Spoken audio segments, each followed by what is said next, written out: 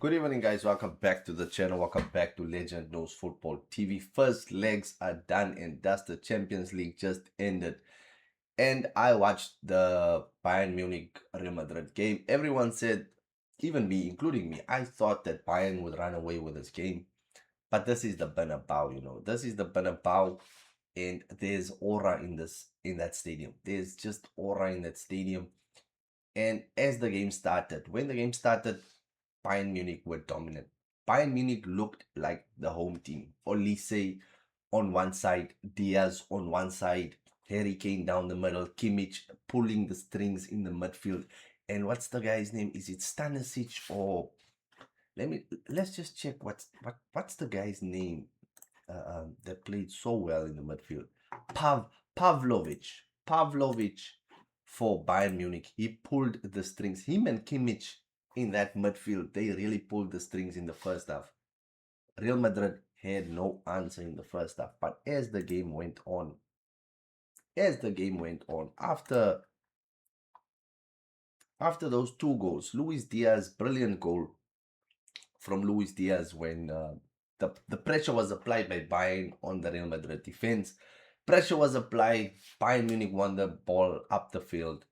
Gnabry slips in Luis Diaz. Luis Diaz finishes with sublime finish from Luis Diaz. A Liverpool player, former Liverpool player. As we can see, Liverpool are struggling. Quality. Liverpool sold quality. Kane also with a great finish supplied by Olise. But in the first half, like I said, if we look at the momentum graph, in the first half, it was all Bayern. You could see red. As the second half started, Bayern tried to get off to the same start that they had in the first half, but Real Madrid slowly but surely grew into this match. They grew into this match. And if it wasn't for Neuer tonight, if it was not for Manuel Neuer and his saving prowess, his flexibility, his experience, he knows how in that goal, Mbappe would have had a hat-trick. Mbappe would have had a hat-trick, and the player that we can say that lacked quality tonight was this guy, Apamakanu. Him and Ta, they look a bit shaky. They look a bit shaky behind, but the player of the match has to be Manuel Neuer. He's 40 years old. 40 years old, guys. Age 40. I think he retired. He made 9 saves. Manuel Neuer made 9 saves, guys. 9 saves in tonight's match. Mbappe should have had a hat-trick. He also played that sweeper-keeper role far into the second half. But this was a decent watch. This game was a decent watch. And as the score stands tonight, 2-1 at the Bernabeu, Real Madrid can believe that they can do something at the Allianz Arena against Bayern Munich.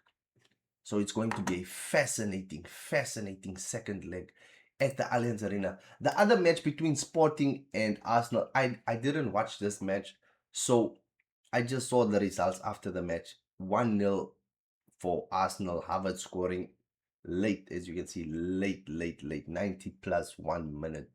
That's when Arsenal scored. So this was kind of if we look at this momentum graph, it was kind of a 50-50 game. XG for both teams kind of low. Arsenal just edging the possession.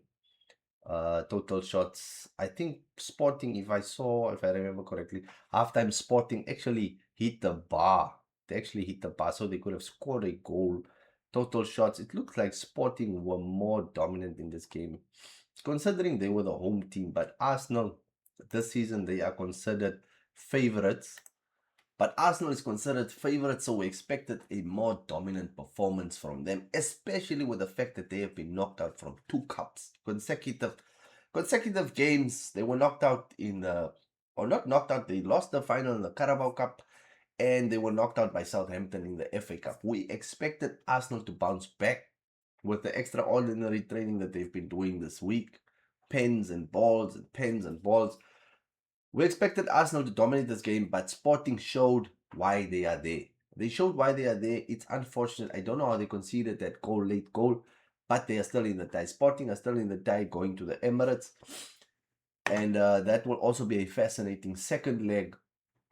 As for back to the Real Madrid game, it sets up quite nice. Mbappe's goal, the movement from Mbappe, very, very, you can see top of the range, quality, world-class player. And the supply from Trent Alexander-Arnold, another player that Liverpool might be missing this season. Those supplies, those cut-ins, those sweeping balls across the face of goal with Mbappe's movement, deadly combination for Real Madrid right there. Scoring in the 74th minute. Like I said, Manuel Neuer kept Bayern Munich in this game for large parts of the second half of this game. Vinicius Jr., I can't believe this guy almost won the Ballon d'Or. He had a 1v1. He had a 1v1 with Manuel Neuer and he could not put the ball in the back of the net.